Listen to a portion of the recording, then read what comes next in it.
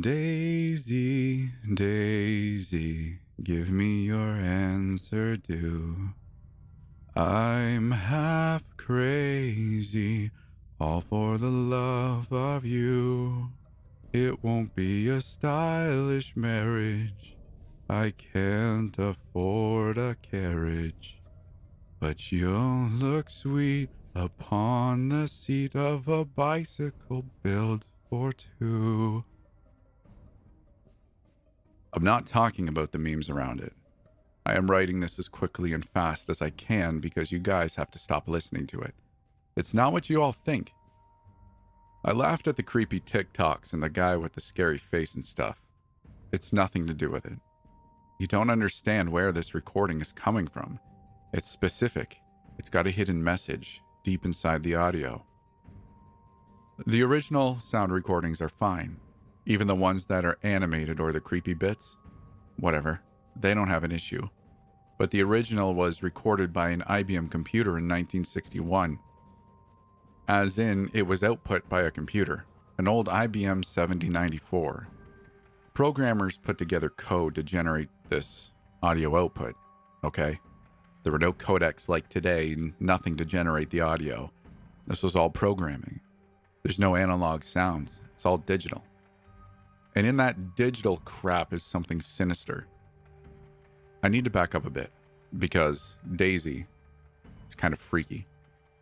I was watching the original videos with a friend of mine, and we were having a mix of shocking and enjoyable experiences with it. Dude, that guy with the negative face freaked me the hell out, my friend Darren said.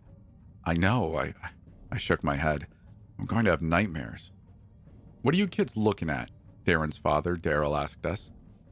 Oh, it's this eerie version of a song, I laughed, showing him the video on my phone. His father, Daryl, looked over my phone and after a few moments handed it back to me with a strange look. Okay, Dave. My mind is going. Mr. Langley taught me to sing a song. If you'd like to hear it, I can sing it to you. Would you like to hear it? I frowned. What? Daryl laughed. You've not seen 2001, A Space Odyssey?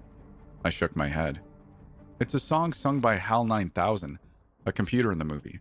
It says that's the first song it was taught. Daryl chuckled. Kids should check the sources of this stuff first. Daisy. That's when we started to dive down the rabbit hole. I searched and found the original animation on YouTube. That was fine, right? While I dug deeper and the creator said that he had seen it on another video, and we found that version. The whole song apparently was programmed and performed by the old IBM machine. Darren and I were pretty unimpressed after that. So it's just them tweaking the code of some old PC that filled up an entire room? Darren laughed. Man, that takes the creepiness out of the whole thing. No wonder my dad wasn't scared. I sighed. Yeah, well, that's how internet stuff goes. You think it's cool and then it turns out to be boring. I went home later and didn't think much of it. The next day I was reaching for my phone and I saw the search results from yesterday were still up. I found something different, and today I really wish I hadn't pressed that link. Daisy Bell, original recording, IBM 7094, Library of Congress. And when I clicked it, it was a .wav file. Daisy_Bell.wav. It sounded the same, but something was there. Something behind the audio. I couldn't put my finger on it. The YouTube videos all had higher quality audio, sure. This had more of a tinny sound to it.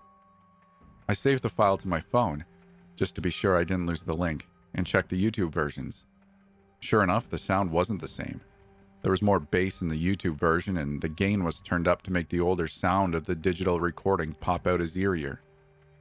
This seemed plain, normal, almost, but somehow still interesting. That's when my friend Darren called me, and I answered. What's up, man? Not much. Want to hang out? I got some weed, Darren boasted. Sweet. I'll be right there, I said as I rushed to my car.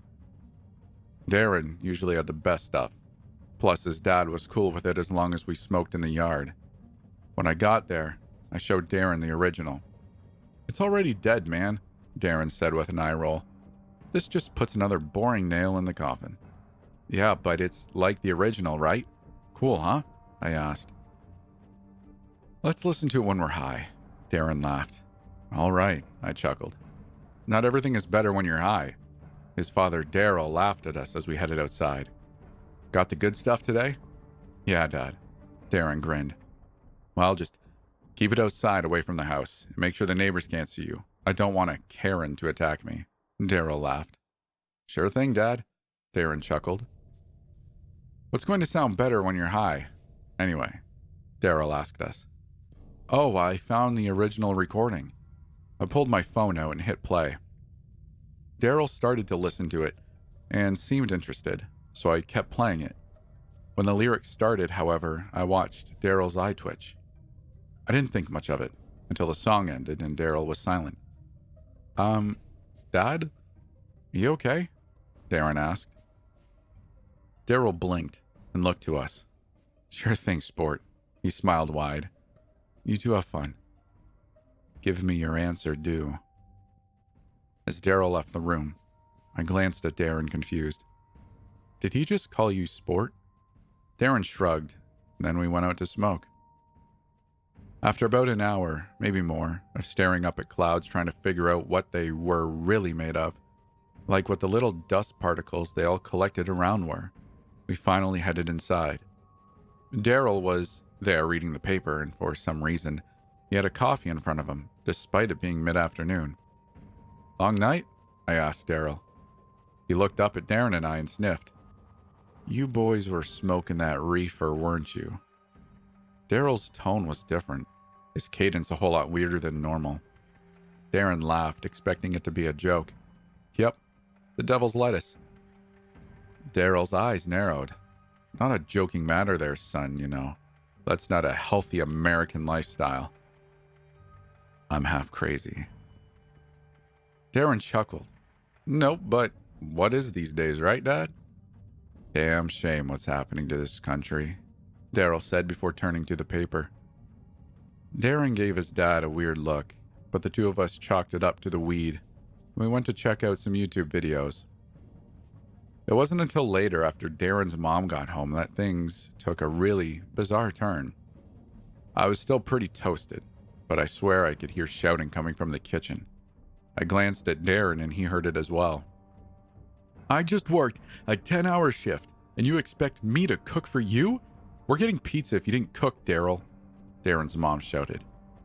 It's a wife's duty to cook for her husband in an American household, Daryl shouted back. We are Americans, aren't we?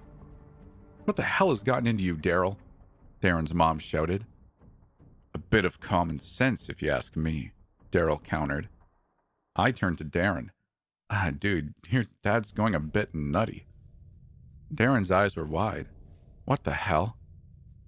Screw your common sense.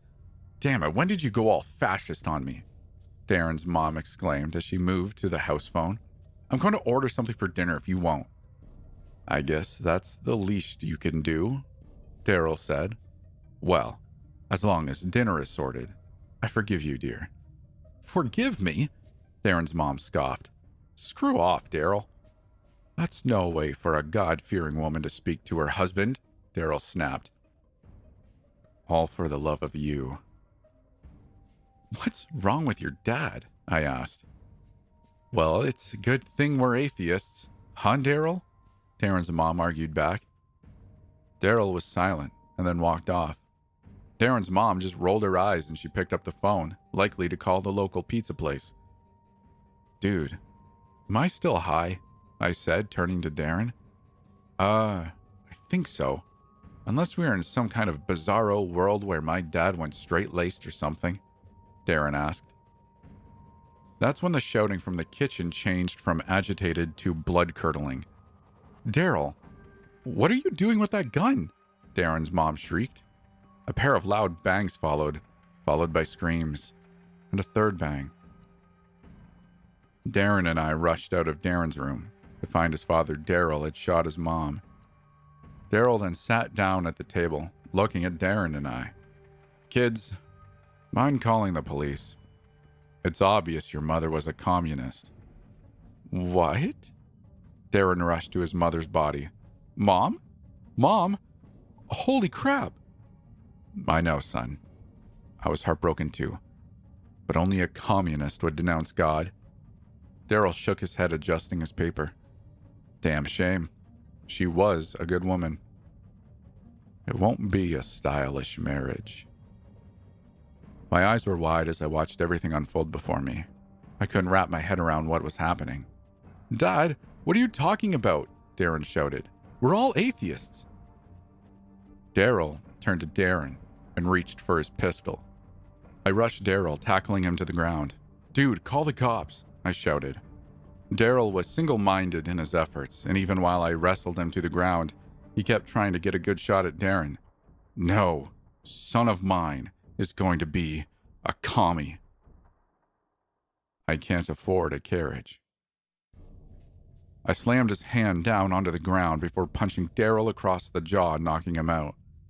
Darren was still too shaken, his gaze locked on the body of his dead mother. I grabbed my phone, calling 911.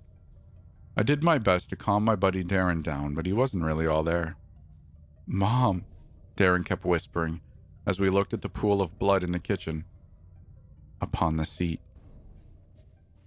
There was blood everywhere, her face, or what was left of it, laying in the pooling blood on the kitchen floor. We got to clean her up, Darren said. Don't touch anything, man, I said. The cops will be here soon. I had the gun on the floor hidden behind me, away from Daryl. Would they believe us? Would they think I killed Darren's mom? I thought to myself. When the cops showed up, we all got a barrage of questions. But it's when Daryl snapped out of it that things went from bad to worse. When he came to, he was screaming. What have I done? I couldn't stop myself. Oh God, no. Please, someone help.